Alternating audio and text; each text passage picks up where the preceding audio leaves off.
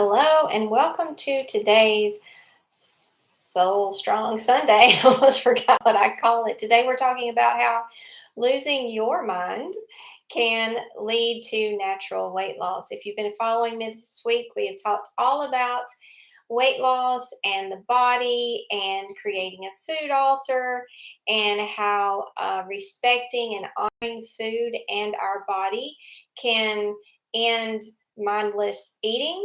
It can end emotional eating and it can end overeating. So, welcome today. Thank you so much, everybody who's joining and jumping in here live with me.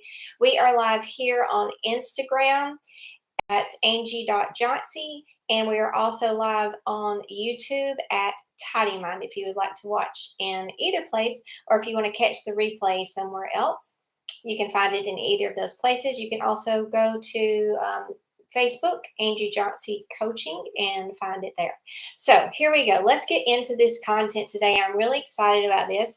I've kind of decided to make February food focus, February food month, whatever, I don't know.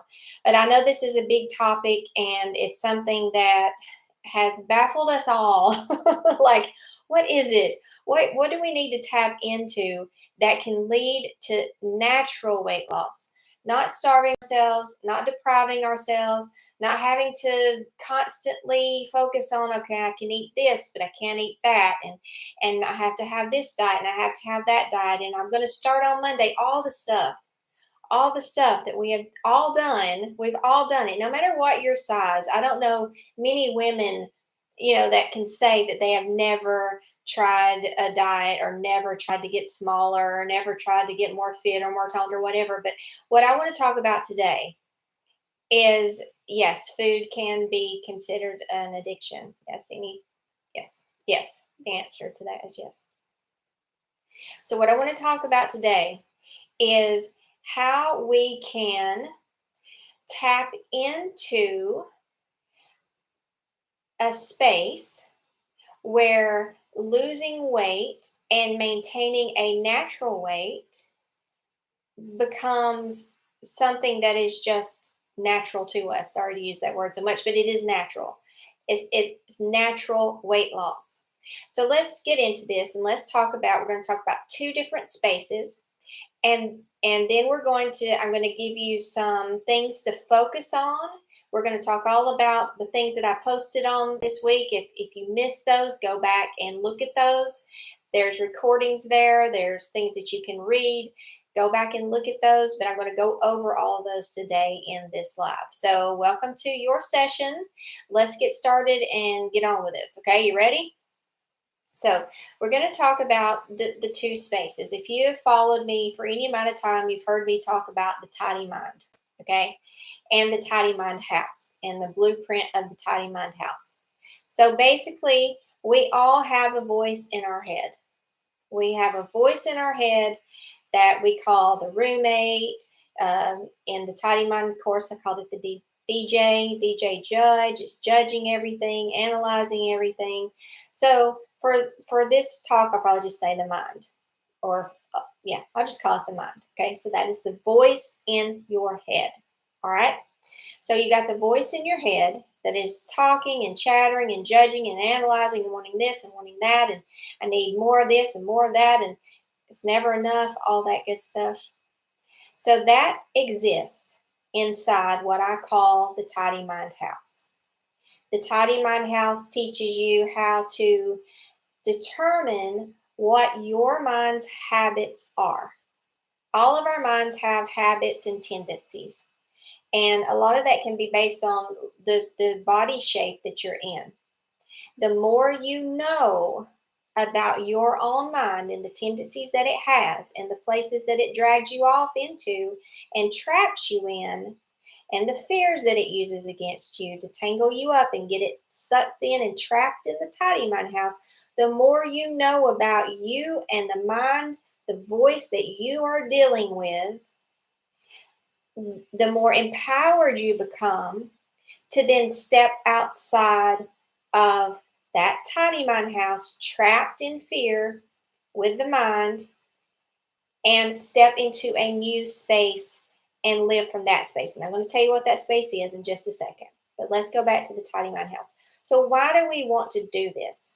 Why do we want to learn about the kind of mind we have and its mental tendencies and the fears it uses against us? Why?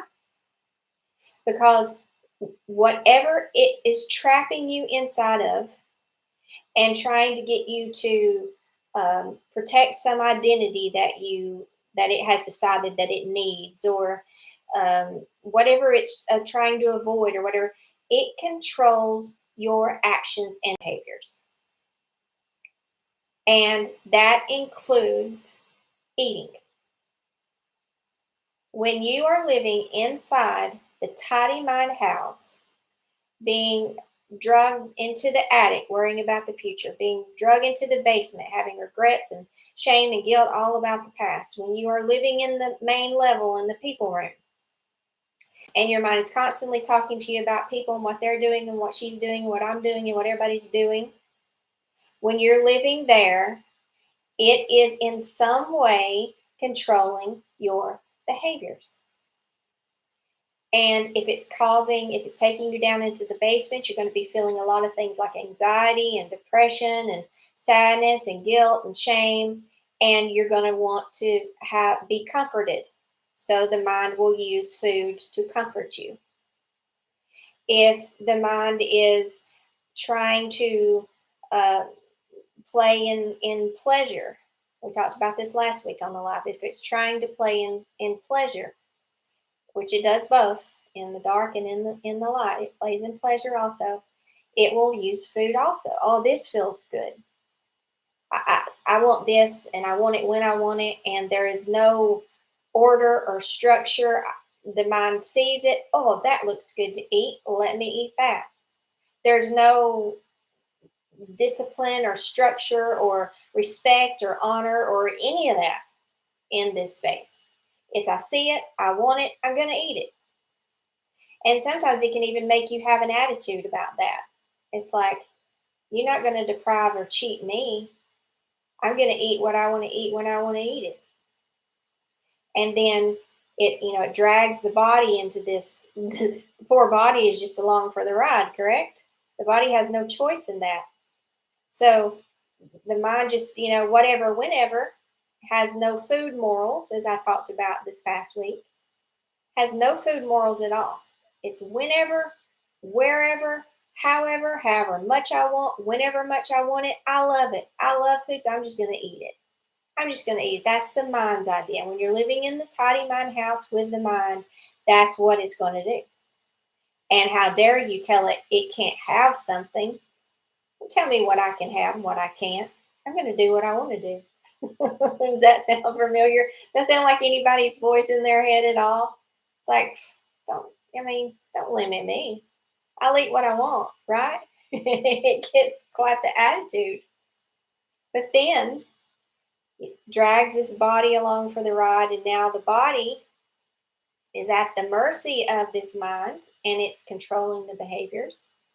And it starts to it doesn't need all that. The body doesn't need all that stuff.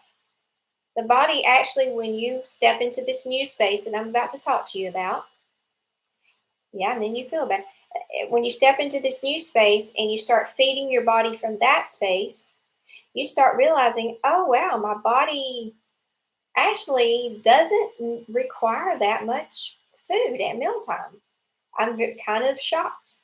And there's some days where I'm not, I didn't wake up hungry. It took forever to get hungry. Finally, around 1 o'clock, my body felt hungry.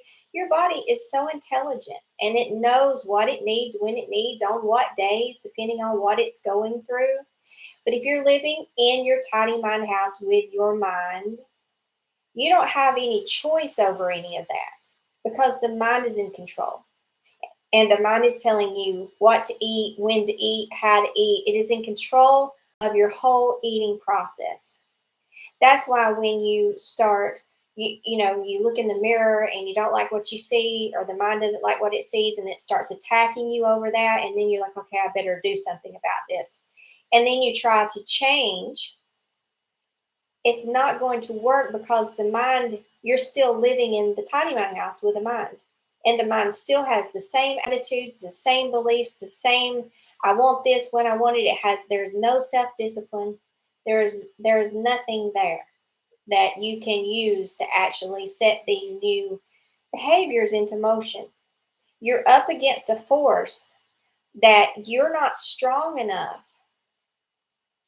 The mind is stronger than you are at this point because you are trapped inside the tidy mind house with it. It's controlling your actions and behaviors. You don't have enough strength in your soul awareness. You don't even know where that place is. You don't know how to live there.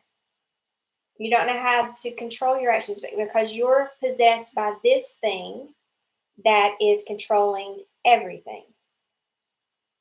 Not just about your food actions, but your relationships, your career choices, your life, everything. When you live possessed by this mind, you're at the mercy of whatever it decides to do, and that, guys, is not a good place to be. I promise you. It causes all kinds of problems, not just obesity. It causes all kinds of dramas in your life, bad choices, you know, it's just a mess. Okay, so that's what happens when you're living inside your tidy mind house. So what happens is we start to realize this, and you take a course like Tidy and Relax Your Mind, and we start there, and we start untangling from this mind. We realize, oh my gosh, I am trapped by this thing. I want to change.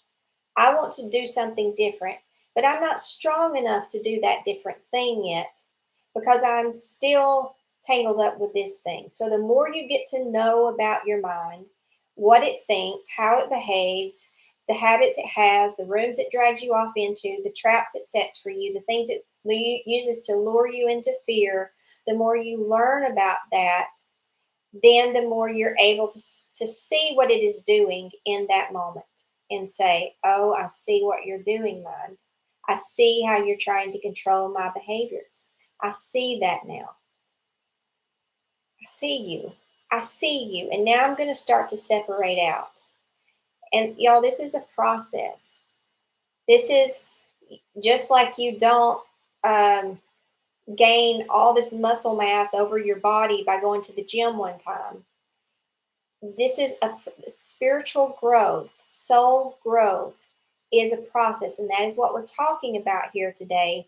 If you're wanting that natural weight loss and you're wanting to do it naturally, without the deprivation, without the diets, without the totally constantly monitoring every single thing you put in, just stop all that. It's insane. And that is the way the body tries to do it. And that is why that is the way the mind tries to do it. And that is why it fails over and over and over. Because it's not natural. It's not easy. It's not fulfilling. It's not satisfying. It's not contentment. So that's what's happening when you're in your tidy mind house. And you start to see that and you don't want to be that way anymore. So this is what I took Valerie Bertinelli through. It's like, look, we've got to untangle here because the mind is still stronger than your soul. And she has done such great work and she has made so much progress. And now she's starting to realize, wait a minute, I was living with my mind. And now I need to live in the new space, get out of the tidy mind house with my mind. She's become very observant of what her traps are, what it uses to suck her in with, and that's what I'm wanting for you, okay? Get to know how it sucks you in. How do you tell the mind to stop when you want a cookie or two? Okay, I'll tell you what I do, and then we're going to talk about the soul space. If first thing, let me say, if one good rule for you, I'm not saying don't have cookies in the house. I'm saying don't have things out on the countertop. Have no food visible in your kitchen, on the table, or on the countertops. If you bake a plate of cookies and you leave that plate out there on the shelf, if your mind sees it, your mind's going to obsess about that thing. You are setting your mind up. Basically, your mind can't handle it. And if your mind is stronger than you are grounded in your soul awareness. If your mind's strong, you don't have a chance. You do not have a chance. Forget about it. Don't leave food out on the counter. If you do, maybe a bowl of oranges or a bowl of apples or whatever, but don't leave cake, cookies, all that wonderful, beautiful stuff that we all like. Okay, just put it out of sight. Put it in the microwave, put it in the refrigerator, put it somewhere else so that when you're walking through the house, it's not popping into your awareness and your mind is not, zeroing in on it. You're just setting yourself up for failure there. Okay, but what I do is if it pops into my head and I think of a cookie, oh, yes, oh my gosh, that cookie. Yeah, I saw it last time I opened my microwave and I saw that plate of cookies that I baked last night. Ooh, I want one. What I tell my mind is, okay, at our next hunger, at the next time our body says it's hungry, then we're going to eat that. That is definitely going to be one of the things on my plate. I'm definitely going to have that cookie on there. That's it. Like, as long as my body is asking for fuel. Now, I'm not saying eat cookies every meal, but that is a way to stop. If you offer resistance, you're going to get trapped in your tidy mind house. Anytime you offer resistance, you argue with the mind, you fight with the mind, you try to shut the mind out. You cannot argue and offer resistance to the mind to get away from it. It does not work. That only traps you, that only grounds you more solid in the house, in the tidy mind house. So what I say is, you know what? If okay, that cookie, oh yes, I'm not stopping. I'm not going to say I can't have that. I'm not going to try to block it out of my mind. I'm not going to do anything like that. I'm just going to say, oh yeah, when my body signals hunger the next time, that's the first thing I'm putting on my plate and whatever else. And then I'm going to sit and we're going to go over all this, but all the food morals that you can adopt for yourself that really, really work.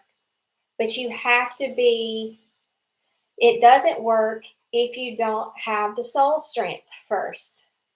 That is why when I started working with Valerie, it's like, I don't want to talk about food or a diet plan or make it about food. I want to make it about you getting stronger over your mind. And that will take time. So your mind is still going to be feeding your body in this process because you're not strong enough over your mind yet to control your own actions and behaviors. Your mind is going to still be calling the shots when it comes to food and a lot of other choices that you make until you start to gain your soul strength. And then when you start gaining your soul strength, then you make different choices based off of the values you choose for yourself. And you can start respecting the body. You respect the food. Everything becomes a spiritual practice. So let's get into this, okay? You've been living your whole life controlled by your mind, not just your behaviors, but your emotional state. Do y'all hear me? How you feel every day is determined by your mind. This is why I do not want any of y'all trapped in this tidy mind house anymore. It's controlling everything, how you feel, how you act, who you're in relationship with, what food you put into your body, how your body looks, everything. And it is insane. This is why I'm saying lose your mind. We need to lose the mind. Bye-bye. Adios. I gotta go. You're making a wreck of things here. It's messy. It's overwhelming. It's crazy. Okay. So you start to realize that. You start to untangle. You start to see what your mental habits and your mental tendencies are. And then you realize there's a space outside of the tidy mind house where you've lived all your life. And you realize that in this space, it is very, very different. Okay. And I call it the soul space. And if you're looking at the tidy mind house, the tidy mind house has, the rooms. If you looked at the map, it has the rooms in there. And then I have you some helper rooms in there to deal with the other rooms. But we stop coping with this mind. Once we get strong enough, we stop coping with what the mind is doing and coddling it, and we slowly start to sneak away from it, and we open the door to the tidy mind house, and we step outside into peace. That is the soul space, the space around the tidy mind house. You're not in the tidy mind house. You're not being controlled. You can still hear it talking in there, but you're not doing what it says. And you know, you're very grounded in the knowing that it is not you. It is not what you are. It is not who you are. And then you start visiting, you start opening that door to the tidy mind house more and more and more.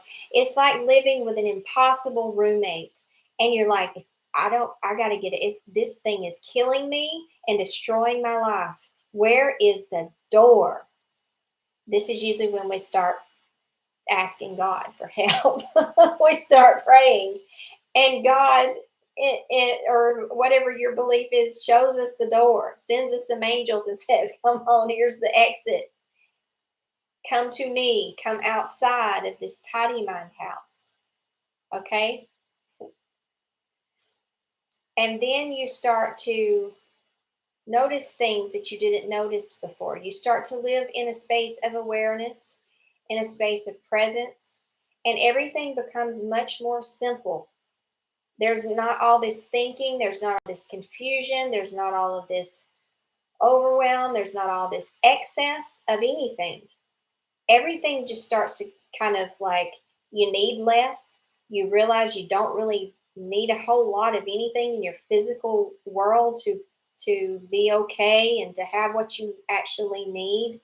Everything just becomes a practice of alignment, and your actions and behaviors are then not controlled by your mind, but are controlled by your soul and by the spirit, or inspiration, in spirit action.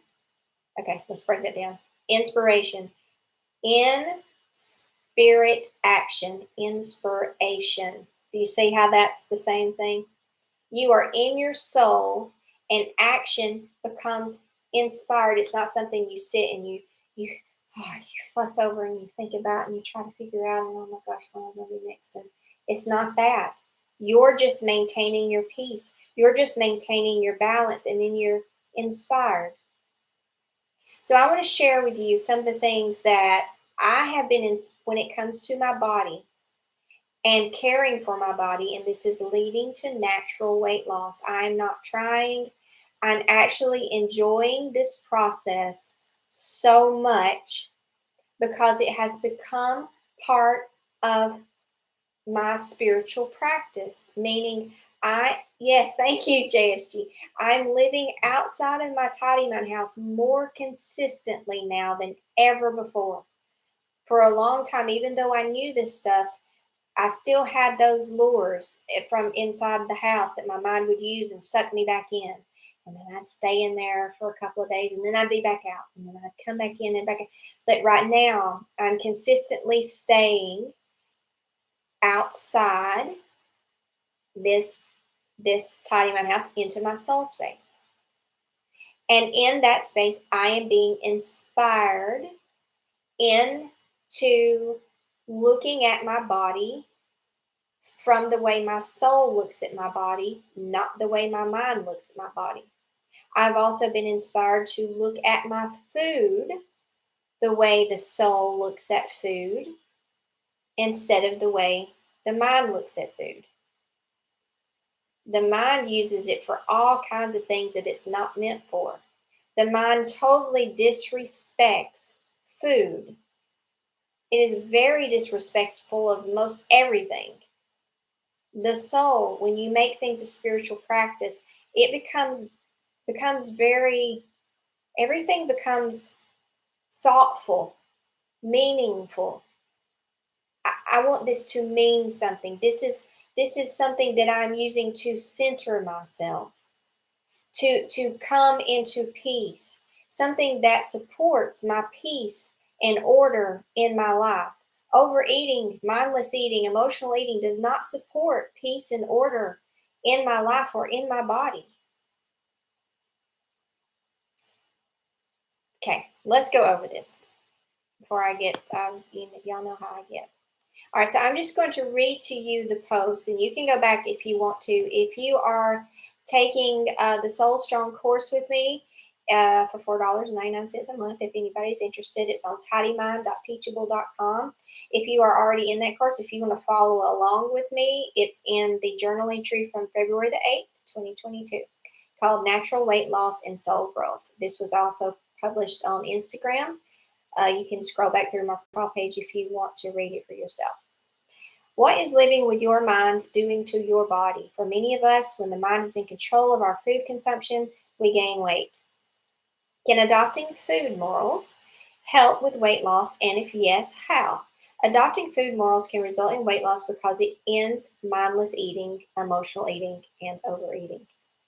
You are waking up to the food in front of you that is going into your body and placing your focus on it. You are staying awake during the eating process and making sure you honor the body by watching for its signal that it is comfortable and no longer hungry. Food morals aren't so much about what you eat, y'all listen to me, but how, where, and when. Now, this is the soul's idea. When you are living in your soul awareness and not trapped in your tidy mind house, this is how your soul thinks of eating and thinks of food and thinks of the body. When you are taking control back from the mind around your eating habits, you don't want to start out with restrictions such as you can eat this but not this. If you do, the mind is going to fight back with resistance and your efforts to change your food habits will fail. How many of us have been there? I know I have. You have to know what you are dealing with. The mind is strong. If you've been living tangled up with it your whole life and it has been in control of everything, if you try to take control away from it because you notice it's making a mess in some aspect of your life, you are in for a fight and you will lose. We have to be smart and begin to slowly separate from the mind and start to make small, mentally acceptable changes. I compare it to being held hostage by someone. You're being held hostage by this roommate, this voice in your head. You're being held hostage. So you have to kind of, if you've ever been taken hostage, well, I've never have. I hope you never have. Have you ever watched a movie where somebody's been taken hostage? They're like telling them what they want to hear and they're like trying to be their friend and they're, because they're trying to get on their trusted side and you don't have to do this. We can work this out. So it's the same way. So you have to make small mentally acceptable changes. This is especially true for the mind of the endomorph. Now, I talked about this last week on the live, but I'll talk about it again because you endomorphs, this is a struggle because, and I'm about to talk about that. Let me read this first. The endomorph mind does not like change and will fight you to protect stability and comfort. The endomorph mind seems to be extremely stubborn to even the suggestion of change and will become defensive and sometimes aggressive. However, the endomorph mind loves things that have meaning: respect, honor, integrity, values, morals. Y'all love that stuff. Standards to live by. I do too. The idea of food morals slides right into the very narrow crack in the endomorph mind because genetically they are hardwired to want these things. The trouble they get in is they think everyone should think and believe as they do and often become judgmental and get stuck on topics of fairness and right and wrong. If you don't know what body type you are, you can you can go online and just look ectomorph, mesomorph, endomorph. And if you're shaped like an apple or a pear, you're more than likely, or if you've thought of yourself as big boned, y'all do have larger bones, by the way, you're probably an endomorph. Let's look at some food morals you can adopt that will more than likely result in natural weight loss and soul growth. So this is not only going to help you with your natural weight loss, but it helps you see just how much control your mind still has over you. Okay? When to eat. All right? After you are certain you are hungry. Okay? If you think you are getting hungry but are unsure, have a glass of water and wait. Eat when you are sure you are hungry. 2, don't wait until you're starving. If you're using a hunger scale of 1 to 10, a, sorry, if you are using a hunger scale of 1 to 10, 1 being a hint of hunger, 10 being my stomach is growling loudly, eat at about 3 to 5 on the hunger scale. 3, waiting until you are starving will make it very difficult to eat slowly, and you are more likely to overeat. 4, do not eat when the clock on the wall says it's mealtime. Eat when your body clock says it's hungry and time to eat. What this means is, you may eat 1 time that day or you may eat 4 times that day. It depends on your body's requirements, and this is natural. This is naturally feeding your body. Your mind is not involved in this. This is your body saying, I need food. A lot of times, since I've been doing this practice, I think of a baby. And the mind doesn't really know when a baby's actually hungry. The baby has to tell you. And the baby will always tell you. It starts crying. And you can even start to really get in tune with it so much that even the sound of its whimper, when it starts, you're like, yes, she's hungry or he's hungry. It's about time for them to eat. That's what it is. They're hungry. You just become very in tune with that. And it's the same with your own physical body. And the reason it has gained weight is because the mind is not, you're not eating because the body is saying, I'm giving you those signals, I'm hungry. You're eating because the mind says, eat. It's time to eat. Look at that. It's 12 o'clock. Oh, it's 5 o'clock. Oh, it's 8 o'clock. Time to eat. Oh, hadn't had a snack yet today. You know how my blood sugar gets. Time to eat. That's your mind. You are feeding your body from your mind, not from your body's signal. Okay, if you make plans, okay, here's a tough one for y'all. If you make plans to eat with someone at a certain time, make sure you are hungry, okay? If you are not, you might want to order yours to go and just enjoy a glass of sparkling water or a glass of wine and enjoy the conversation and companionship. In parentheses, you may not be ready for this degree of self discipline if you are just starting your practice, and that's okay. You will grow stronger than your mind and its control with practice. If you realize that you're still eating from your mind and your mind is still calling the shots and telling you when to eat, and it's just, oh, you just can't resist. You don't need to resist the mind, but you can come up with different things that you can say to it. So that'll calm it down so that you can at least wait till your body's hungry. But if you see that, don't look at it like a failure. Look at it like a gauge of how strong and grounded I am in my soul growth and in my soul awareness, and how much strength the mind still has. If you ate that cookie and your body wasn't hungry and you tried to tell your mind to wait till it was hungry and you just couldn't do it, it's okay. You still have more work to do in Tidy Mind House, and that's okay. Don't worry about it. Don't fight with it. Don't let your mind tell you you're a failure. This is a practice. It's a process. It's like if you walked into a gym and I handed you a barbell with 2 500-pound weights on it, and you've never lifted weights before, and you're like, oh, I can't do it. So, well, sure you can't do it. You've not been doing this every day. You've not been practicing your soul growth every day.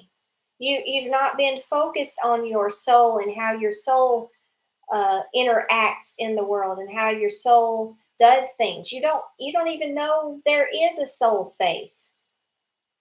You don't even know that you're not your mind yet. So of course you can't resist that cookie just because I told you to. Does that make sense? Okay. That was the when to eat. Now let's look at where to eat. Now this is my favorite thing. I got really excited about this. Prepare your dining table like a food altar. Now, if you're like me, my dining table is used for everything but eating. Like I fold clothes on it, and usually I just dump my laundry on it, and the laundry just sits there and nothing happens. And then I end up trying to sort through it to find what, anyway. That's me living with my mind. I'm better than that now. I'm living from my soul, and I'm more purposeful and meaningful in my actions now than I was then. But prepare your dining table like a food altar. Place all of your food on the table, refraining from nibbling as you're setting it out. Imagine by placing the food on the food altar, this blesses the food. If you are at work or out when it's time to eat, carry a small white cloth, like a thin white flour cloth dish towel. And I've made some of these that you can now get in my shop. It's printed up and it has a little reminder on it to make this a spiritual practice. This is a spiritual practice. Eating becomes a spiritual practice when you're not in your tidy mind house and you're living in your soul space. Eating and everything else, every other action that you do during the day becomes a spiritual practice. And I love it. I love it so much. You can also have a cloth that is special or meaningful to you. It just needs to be large enough to place your meal on top of. Now your space is sanctified or given meaning. We are doing this to remind you not to eat mindlessly, but to eat with consciousness, meaning, and purpose. When you're running through the house and you just grabbing food and you're just shoving it in your mouth, you're not savoring the flavor. You're not paying attention to your body signals as you're eating to know when it's time to stop feeding it. It's mindless, and you're eating from your mind. And when you start to make it a practice, just like you were going to sit in meditation, or you're going to sit in yoga, or you're going to do this, you come to the table with reverence, like you're about to sit with God, or you're about to enter a temple and have honor and respect, and stay present. Do it with meaning. Make your altar beautiful. And when you walk by that altar, you know that this is what my table is for.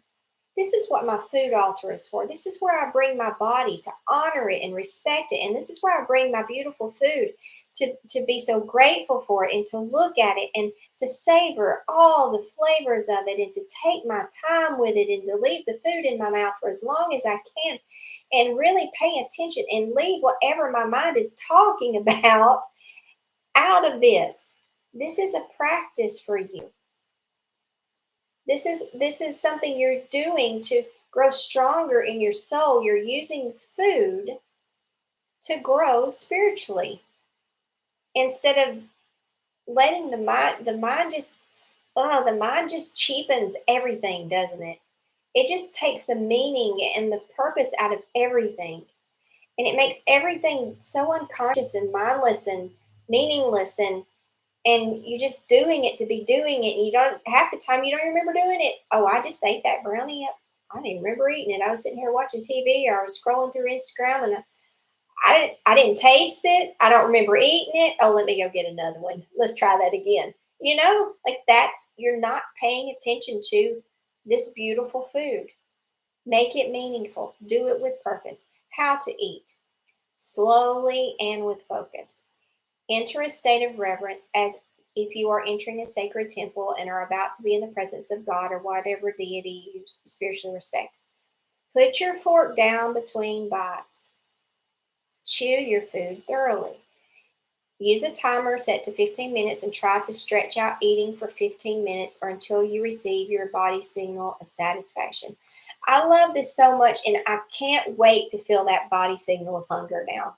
It's just like, I can't, because it's like I'm going into my little space for 15 minutes of being very purposeful and very focused and very reverent, and it just feels so good to me now.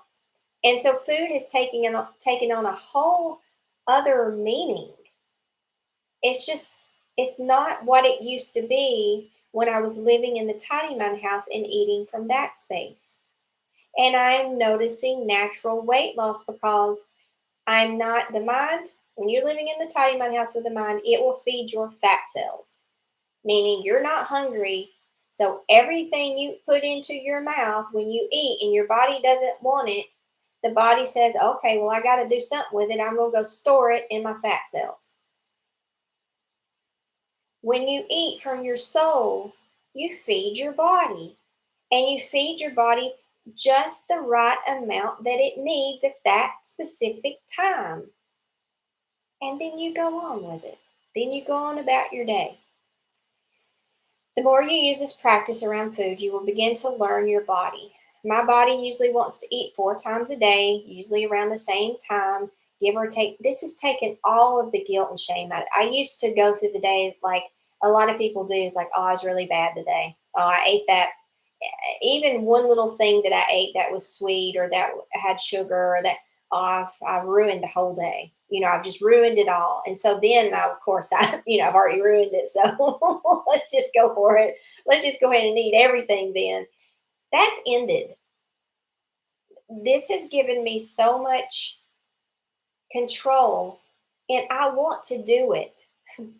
I want to do it because I love anything that is a spiritual practice, because I know it's growing my soul and giving me more strength in this part of me than my mind has. Oh, I love to get stronger than my mind because my mind causes so much trouble in my life. So it's ended so many of those old habits that I had. Now, like I said, there's times when I'll see something, usually if I have something left over, if I'm going to eat it later that day, I'll stick it in the microwave. That way I'm not looking at it. I don't want it to be cold in the refrigerator. I just want it to be there for later. So I'll stick it in the microwave. And sometimes I'll see, like, if I cook extra bacon or something, and my body says, nope, that's all I want. Now that takes control too. Stopping eating when your body gives you the little signal that it's done, that takes control. So you'll notice just how much strong your mind is. And I have little sentences I say for that too. But I'll see like an extra piece of bacon, and my mind will say, ooh, wouldn't that be good? I'll be like, you know what? I respect that food, and I'm not going to eat it outside of my spiritual practice. It was given to me. I respect it more than that. I'm honoring my food morals. I don't know why that works for me, but it does. So it's like, you know what? I will eat it, but I'm going to wait until my body says it's time to eat it, and then I'll eat it. Okay. I hope this is helping you as much as it has helped me. But all right. So when you first begin, put whatever food on your plate that you normally would in whatever amount you would normally eat. Prepare yourself mentally that your body is probably not going to want to eat everything you put on your plate. Eat slowly, paying close attention to the satisfaction signals, whatever those may turn out to be for you, and stop as soon as those come. For me, I start to feel like I'm about to burp, or I usually stop when I actually let out a burp. And then it's like, okay, that's it. It's just like a baby. You know how when you're feeding a newborn, you'll feed it the bottle, and then you'll burp it about halfway through the bottle, and then you feed it the rest. It's kind of like that. So you'll burp, and I'm like, okay, well, I'll eat just one more bite after I burp, and I usually make that something sweet because I like chocolate. Stopping can be a challenge because the mind may resist this, especially if what you're eating is incredibly flavorful or feels like a treat. When this happens for me, I tell my mind, look, you got to eat this unhealthy, high calorie food. So the trade off for that is to now honor the body by not overeating it. And that usually works for me too. It's like, yeah, you're right. I did get to eat what I wanted. It was very, very good, very flavorful. It would be something I would have deprived myself of before and never eaten it. But, I don't do that now. I don't. Now, I do talk about, anyway, I won't get into that today, but the longer you're in this practice, you will naturally start craving healthier foods. But I don't want you thinking about that at first, okay? We got to do things in baby steps. So as you're becoming stronger over your mind, like I said, small mental challenges, not something that it's going to overwhelm it and then it won't be able to do. Okay. So you have little trade-offs here. The mind loves to make deals. It's like, yeah, you can have this. You can have this cookie on your plate. You're going to have other things on your plate. Try the cookie. And when your body signals it's full, we stop. So maybe we don't eat 10 cookies. We're probably going to eat our food and then maybe one cookie, you know, before we have our body signal that it's satisfied. It has had just enough. Yes, I also believe as you go further into this practice, your body will start signaling a desire for healthier, high quality foods. Yesterday, I was craving an orange. An orange. I had chocolate in the house and potato chips, and all I could think about was that bowl of oranges sitting on my food altar. And I think it was because it was out on the table, and my mind could see it, and it's like it knew it wasn't hungry time, so it's like, oh, I want that orange. I want it now. I want it now. I want to have it now. And I said, you can have that orange, but we're in our soul practice. We're going to wait till our body's hungry. That is discipline. It's not giving in to the mind. I'm telling y'all, it's just like a child. You don't give in to it. You're not so possessed by it that you do everything that it says. It's just like a kid. It's like you wouldn't just all right, now take me to the toy store. Okay, now go outside and jump on the trampoline with me. Okay, well now come out here and let's color and you're all over the place. Like it's the same thing. Okay, now go eat this. Oh, okay. When you become separate from it and stronger than it is, and you embody your soul, the mind is still there and you still hear it. But you're like, yeah, you can have that. But our food morals, our food standards, our rituals that we live by, we're going to eat this we're not going to abuse the body. You don't abuse the body just because you want something and think you have to have it now or you'll die. We don't abuse the body. The body's along for this ride here. We honor the body. We also honor the food. Yes, you can have that cookie. You can have that piece of cake. You can have that ice cream, whatever it is, you can have it. But we're going to wait till the body says it needs some fuel. And we're also going to eat other things with that. And when it says it's time to stop, we're going to stop. That's how that goes. And then your mind starts to, it realizes who's in charge. You are in charge. In your soul strength, you are in charge, not your mind. Right now, for a lot of you watching me, I know your mind is still in charge. And that's okay.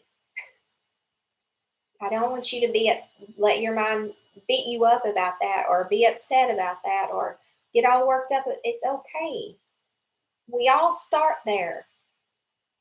But in this practice, I'm telling you how you start behaving once you have the discipline within your soul strength. And you do have self-discipline when you're living here. What do you have self-discipline over? The mind, over the self. The mind is the self. You have discipline over the self. You don't allow it to make you do anything, whatever it wants, whenever it wants, however it wants. You just decide those values for yourself. What are values? How you want to live in a way that supports the peace and order that your soul desires. That's what the value is. This is what supports peace and order in my life. When I really honor my body. Now listen, this is all good, and I do sit at my food altar. I think I've just about every meal. I think I maybe only had one. If it's not possible that you sit at your table, don't get all hung up on that. Don't get all hung up on the ritual, okay?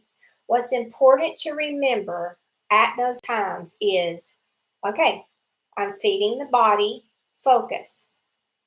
And this is what it says. I now can buy an apron. You can buy the little cloth that you can take with you in your purse to use it to make your food altar or a placemat. And it says, I, I commit to, let's see, I can't remember what it says. As I eat today, I commit to feed my mind flavor.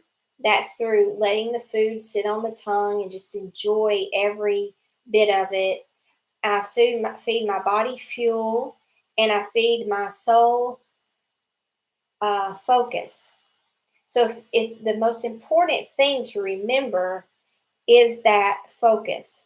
Come in, no matter if you're in the car, you have to eat in the car, or you have to eat on the go, or you just make sure as you're eating that food, you put it in your mouth. Make sure you're hungry. Make sure you're savoring the food. It becomes a very enjoyable experience when you do this, and you're really tasting you're really thinking about those flavors. And imagine like you're blindfolded or something, and you're trying to decide, well, what am I tasting here? What is it? Really focus intensely with meaning and purpose. What is this? And you eat slowly, and you listen to your body. You feel how your body feels as you're eating. And then you get that body signal and you stop and you feel so proud. You feel so in control. And the shame and the guilt, and I can't believe I ate that, and I can't believe I ate this, and that's over. It becomes something you're just so proud of you just feel so good about it. You don't worry about it. Food stops becoming what the mind has made it, and it's a time of sanctuary for your body and your soul. And the mind gets to come along. Instead of the mind dragging the body along, the mind gets to come along and enjoy the flavor of that food. If you want to get the apron or the little cloth you take with you in your purse or the placemat, you can go to shop.tidymind.com and you can get any of those. Okay. For me, this is how I see food in my body when I'm living in my soul awareness. These are the actions I take when I'm doing things inspired by my soul or heart and not my mind. We are making feeding the body part of our spiritual practice and soul awareness. The soul determines its values and morals, or the things that brings it peace and order, and is strong enough to exert its self-discipline or discipline over the mind. This is soul strength. Soul strength results in discipline over the mind. This is how I choose to live. Why? Living from the space of my soul awareness allows me to live a life of alignment, simplicity, and peace. And I'm no longer tormented by my mind over food or how my body fits in my clothes or what I look like in the mirror. And I know that as I continue to do this, that my body's just going to become happier and fitter and naturally its natural body weight. And I'm so happy about that. I'm very excited about that. And I'm not dieting. I'm not depriving myself. I'm not even focused on anything that the way the mind would do it. Living from the space of my soul awareness allows me to live a life of alignment, simplicity, and peace. I feel content, satisfied, stable, and fulfilled. In other words, I don't want any more trouble. I don't want to live with my mind anymore. My mind has created so many problems for me in the past, and I'm really done with that. Okay, so now we're going to take the next 5 minutes. If anybody has any questions, I would love to hear from you. Oh my gosh, I should do a trivia question for those of you who are still here with me and do a giveaway. Trying to think if I can think of a question. Anyway, y'all ask me anything. If you've got to go, you got to go. I try to give y'all an hour-long session or right at it. I'm going to embrace that now. I used to feel bad if I went for 30 or 45 minutes, which I always do. But you know what? Think of this as your hour session. This is your free 1 hour coaching session, just like you would get if you were paying for it. I give them an hour. It's So here's your hour. So what do y'all want to? I'm afraid of eating now. Kelly, no, no, food is to be honored and respected. And when you eat it, because your body says, enjoy it. How do you get out of the tidy mind house? Very good question. So the first step of getting out of your tidy mind house is to be aware and to know deeply that you are not your mind. You are not the voice in your head. And once you know that and you believe that 1000%, the next step is to start listening to what your mind is saying. Don't fight with it, don't argue with it, just notice the things your mind likes to talk about. So now we're collecting data. We know we're not our mind, but now we need to collect data on, well, what is this mind doing? As it's in control, what is it using against me to stay in control? What does it suck me in with? What does it tangle me up with? And I believe in that so much, and it scares me, so I run off with the mind to try to fix it.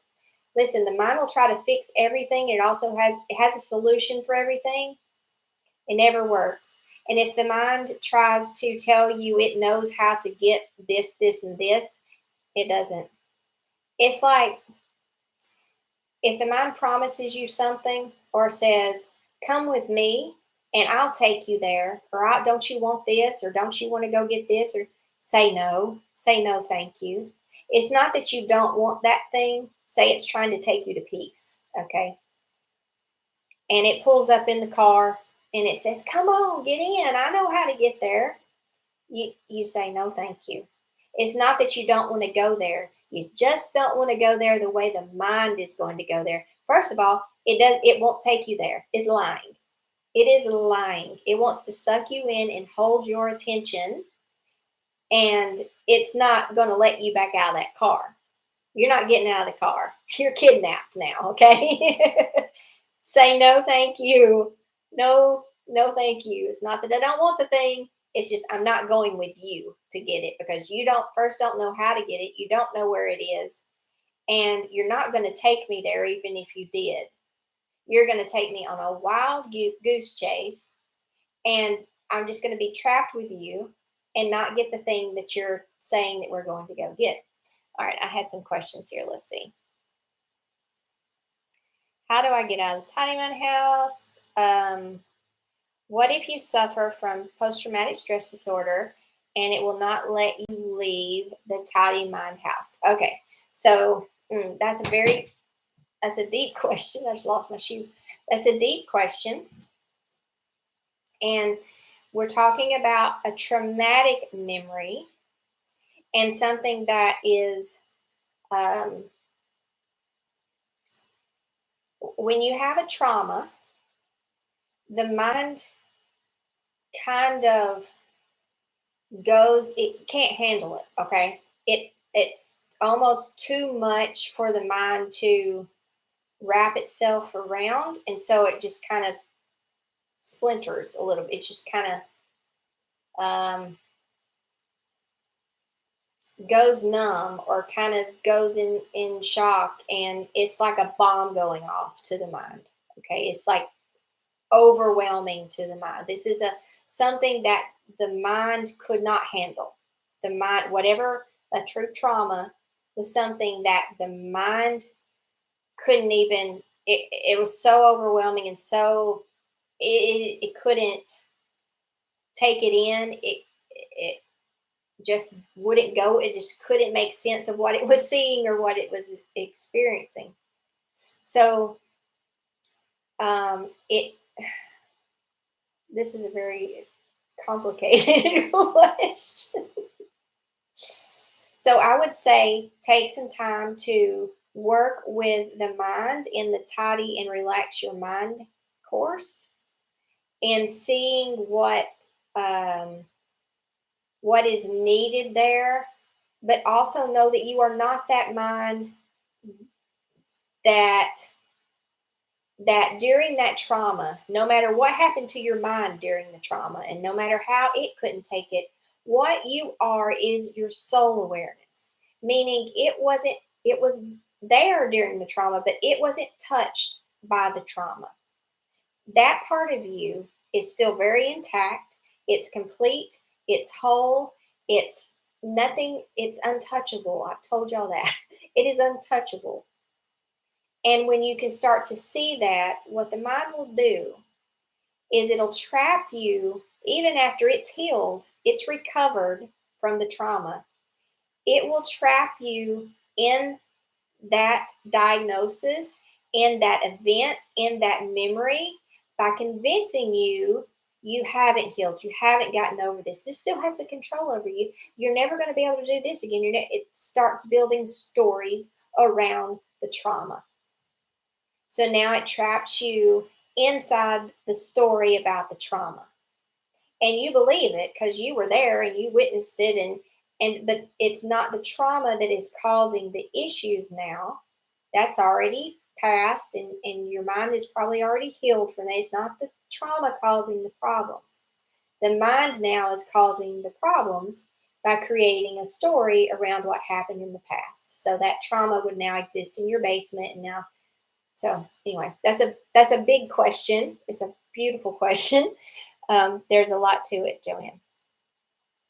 Oops. Oh shoot. I hope I'm still live. I don't know what I just did. I think I touched your name, Joanne. Okay, let me see if I can scroll up. Does acceptance mean closure? I'm so thankful to have. Does acceptance mean closure? When you stand in acceptance, there's no need for closure. Like nothing needs closed. Closure is a term that the mind uses that says, "Oh, I need closure. I can't move on until I get this closure. This closure." That's a mental. That's the mind. It's a mind game. But yes, acceptance would be closure because you no longer need closure. You're just an acceptance of what is. There's nothing to close, if that makes sense. I just want to stay content and untangled. Yes, me too. Um, soul space, is it in the present? Soul space, is it in the present and or future too? Soul space is in the now because that's all there is. It's just all now.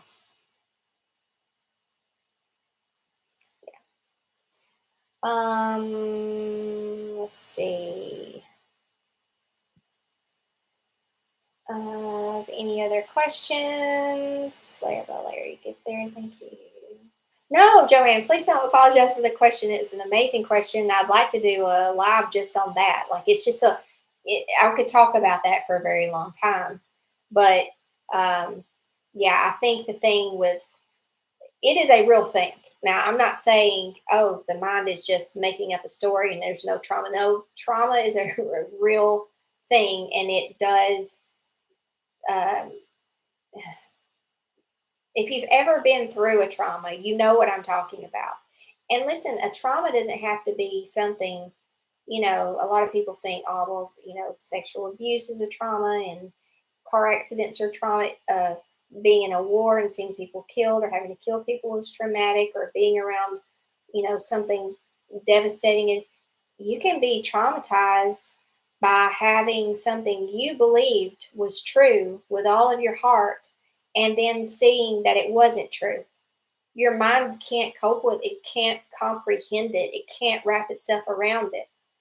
So it just kind of goes into shock. This is me now. Listen, I'm a mind coach, so I'm sure your therapist or a psychotherapist may have a different definition, but this is just my interpretation of it. Your mind goes into shock, and but then it can heal from that. Loss of a parent or dog, yeah. Lots of things can be traumatic or overwhelming to the mind, where the mind just kind of shuts down. It just can't cope with that thing.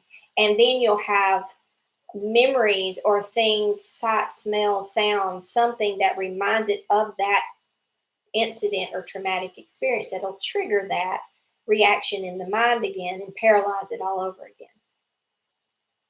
So this is a big conversation, and we're already over an hour, but I would love to revisit this, Joanne. So please don't apologize for the question. It was an amazing question.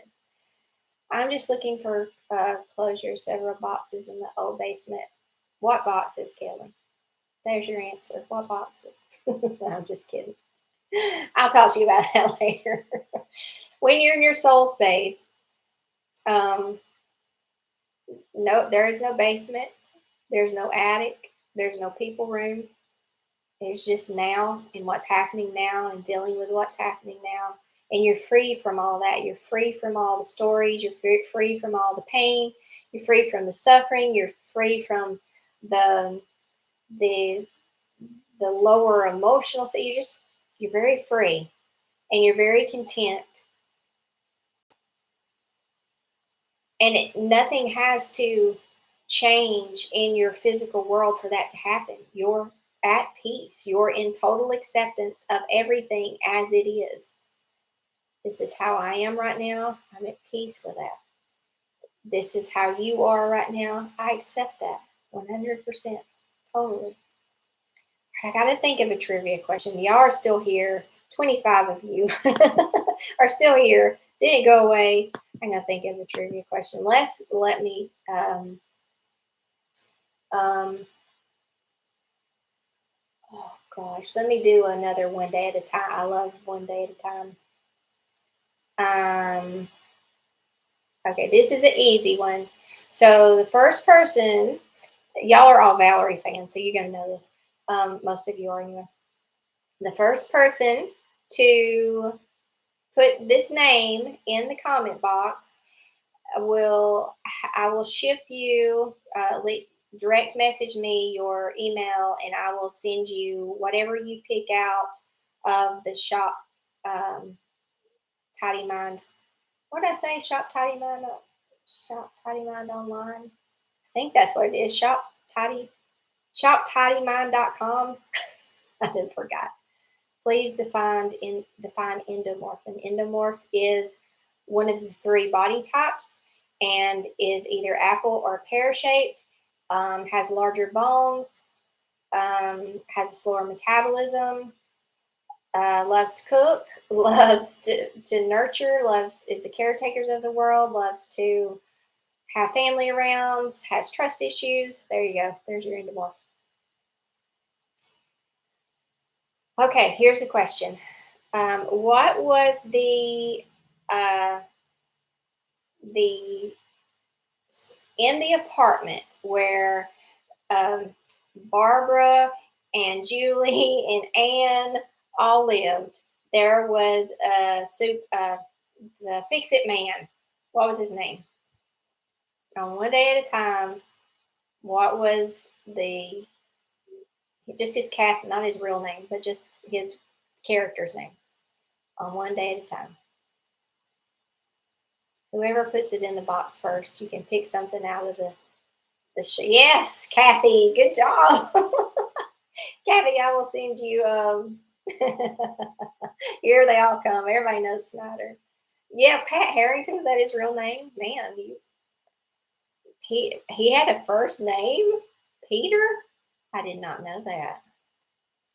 Snyder, yes. Kathy, yes. All right, let me see. Kathy, please, because I'm going to lose your name up in here, but I remember it's you. Kathy, please send me a direct message with your, sorry, I said email. Send me your shipping address, where you want this shipped to. And then I'll send you the link to go into my online store, and you can pick out something that you want. Okay? It doesn't have to be the new stuff. I got a mug in there and a little Tidy Mind pouch, whatever. Pick out what you want. Okay, y'all, I got to go. I love y'all. Y'all have a wonderful Sunday. Happy Valentine's Day tomorrow. And I don't watch football, but apparently it's Super Bowl day. So happy Super Bowl day. I hope your team wins. All right. Bye, everybody. I'll see y'all next Sunday. 2 o'clock Central Standard Time.